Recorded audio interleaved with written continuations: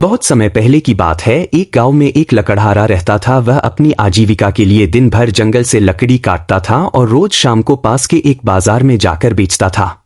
एक दिन की बात है कि वो तालाब के पास में एक पेड़ काट रहा था। उसी समय उससे गलती हुई कि उसके कुल्हाड़ी उसके हाथ से उसी तालाब में गिर जाती है। उस नदी का बहाव और गहराई दोनों ज्यादा थी। उस लकड़हारे ने अपनी कुल्हाड़ी को बहुत खोजा पर वह कामयाब ना हुआ। अतः वह हार मानकर नदी किनारे बैठ गया और रोने लगा। उसके रोने की आवाज सुनकर नदी की देवी उठी और उस लकड़हारे से पूछा कि क्या हुआ, क्या हुआ। तक लकड़हारे ने अपनी कहानी बताई। तब पानी की देवी को उस पर दया आ जाती है और पानी की देवी उस गरीब मेहनती लकड़हारे की मदद व सहयोग करने की पेशकश करती है।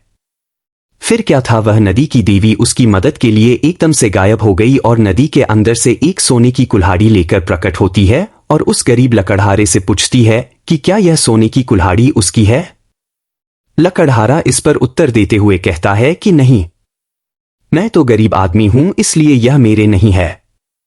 तब फिर एक बार फिर नदी की देवी पानी के अंदर जाती है और इस बार चांदी की कुल्हाड़ी लेकर वापस लौटती है। लेकिन वह आदमी इस बार भी कहता है यह मेरी नहीं है।